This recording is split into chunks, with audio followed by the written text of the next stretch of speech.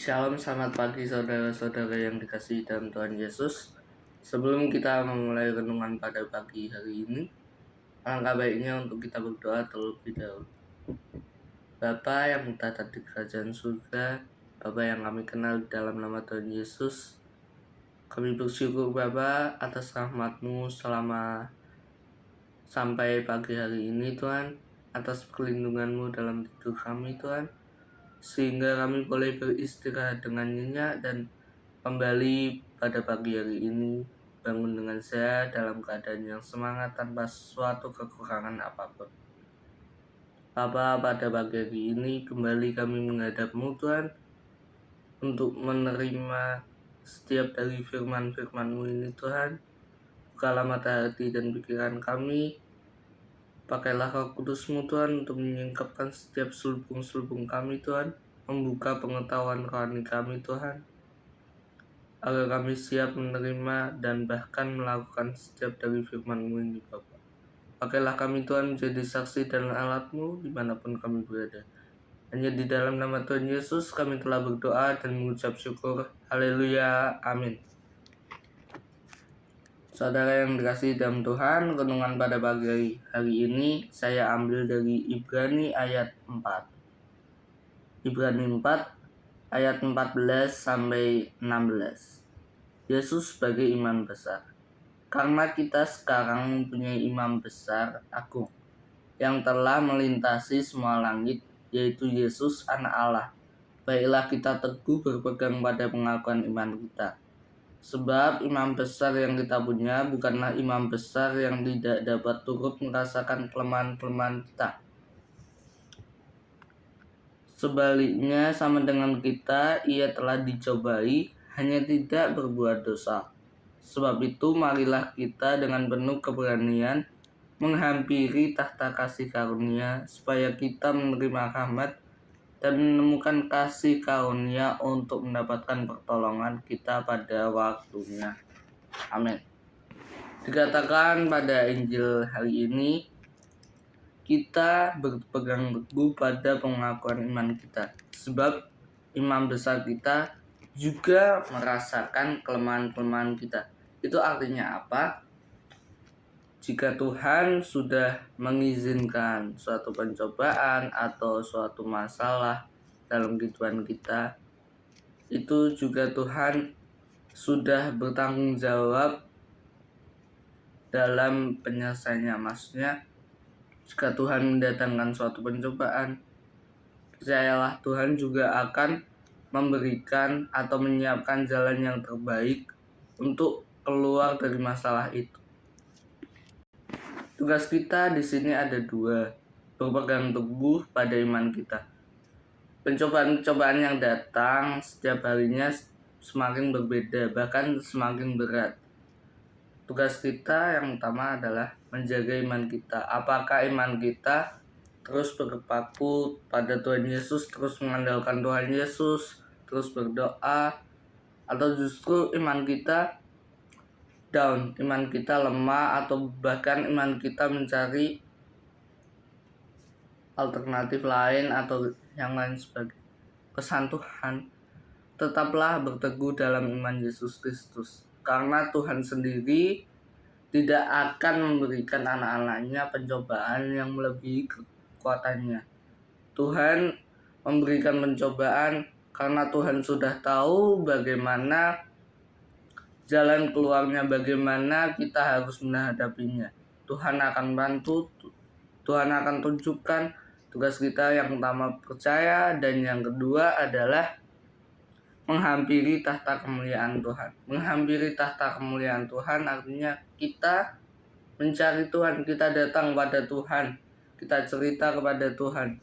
Tuhan itu Bapa kita, Bapa yang tahu semuanya. Tidak mungkin anaknya meminta ikan, tetapi yang dikasih adalah kalajengking. Tuhan Maha tahu, Tuhan sudah menyiapkan berbagai rencana-rencana terbaik untuk kehidupan kita. Dengan berdoa ini kita mendekatkan hati kita, kita meluangkan waktu kita untuk Tuhan lebih hadir lagi dalam kehidupan kita, lebih berkuasa lagi dalam kehidupan kita, sehingga kita dalam menyelesaikan masalah, dalam menghadapi suatu pencobaan, menghadapi suatu tantangan, itu kita tidak merasa sendirian karena kita telah mengizinkan Tuhan Yesus untuk ikut campur dalam penyelesaian masalah tersebut, penyelesaian tantangan-tantangan yang kita hadapi itu. Dengan berdoa juga kita juga semakin memperbesar iman kita.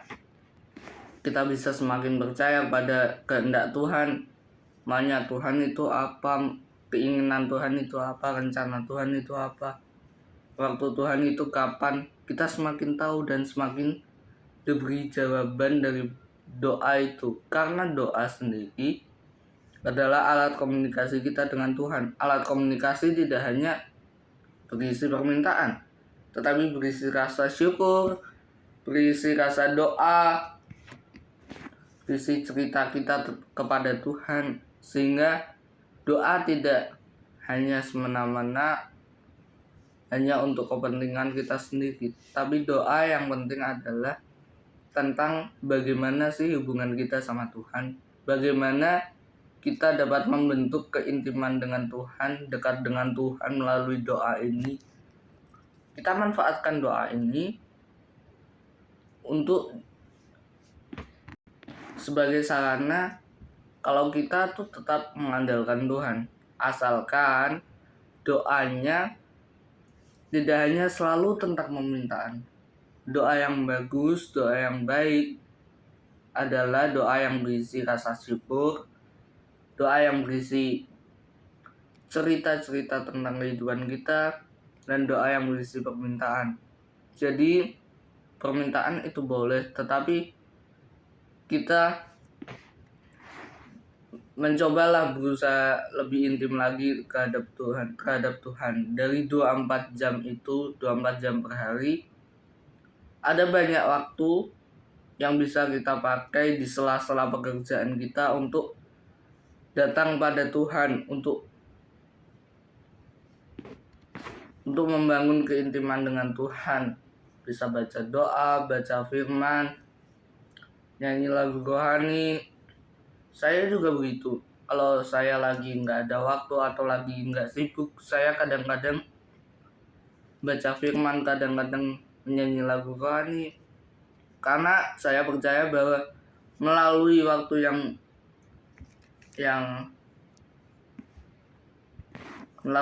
yang senggang itu, saya bisa semakin merefleksikan, semakin merenungkan betapa baiknya Tuhan yang telah menuntun saya sampai ke detik ini.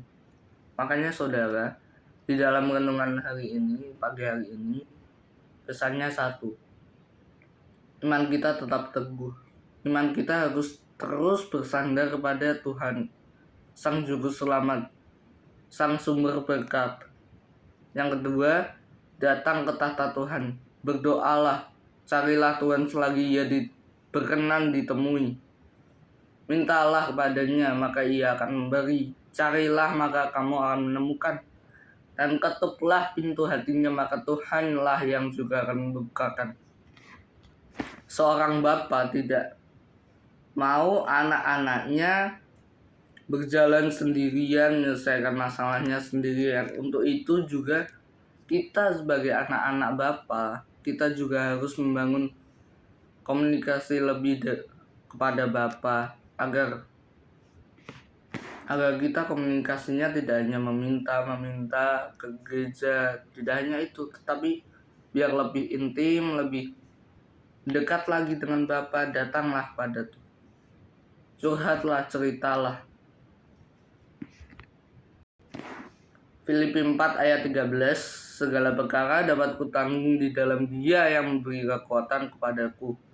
Di dalam Yesus Kristus, kita bisa melalui perkara-perkara, persoalan-persoalan, masalah-masalah yang kita hadapi melalui Yesus Kristus. Karena Yesus Kristus itu sebagai jalan penengah atau jembatan antara kita kepada Bapa. Nah, untuk berkomunikasi melalui Yesus, kita butuh berdoa agar kita juga semakin didekatkan kepada Bapa, Sang Sumber Berkat. Mari saudara, saya akan berdoa untuk saudara. Allah Bapa yang Maha Kuasa, Allah yang tahta di kerajaan surga, Allah yang kami kenal di dalam nama Tuhan Yesus. Terima kasih Bapa, kami bersyukur atas renungan pada pagi hari ini Tuhan. Atas setiap firman-Mu Tuhan, kembali kami diingatkan Tuhan, bahwa kami terus berdoa Tuhan, dan membangun keintiman dengan Engkau Bapa. Terima kasih Tuhan, Engkau juga telah mengingatkan kami untuk terus berpegang teguh pada iman kami Tuhan pada Engkau, terus mengandalkan Engkau dimanapun situasinya, apapun kondisinya Tuhan, bagaimanapun jalannya ke depannya Tuhan, kami terus berpegang pada salib-Mu itu Tuhan. Bapa, ampuni salah dan dosa kami apabila kami sering lalai dalam komunikasi dengan Engkau, sering berdoa yang hanya meminta Tuhan, tapi ajarkanlah kami Tuhan untuk lebih membangun koneksi dengan Engkau Tuhan, membangun keintiman dengan Engkau sendiri Bapa. Terima kasih Bapa, pakailah kami Tuhan untuk menjadi pelaku firman-firman-Mu ini Bapa. Pakailah kami menjadi saksi dan alat-Mu dimanapun kami berada, dan juga untuk jiwa-jiwa Tuhan yang haus dan lapar akan firman-Mu Tuhan, biarlah mereka juga Engkau tetap beri kekuatan Tuhan, sehingga pada waktu nantinya Tuhan, mereka boleh merasakan kehadiran-Mu Tuhan. Terima kasih Bapa, terima kasih Yesus, terima kasih Roh Kudus. Hanya di dalam nama Tuhan Yesus kami berdoa dan mengucap syukur. Haleluya, amin.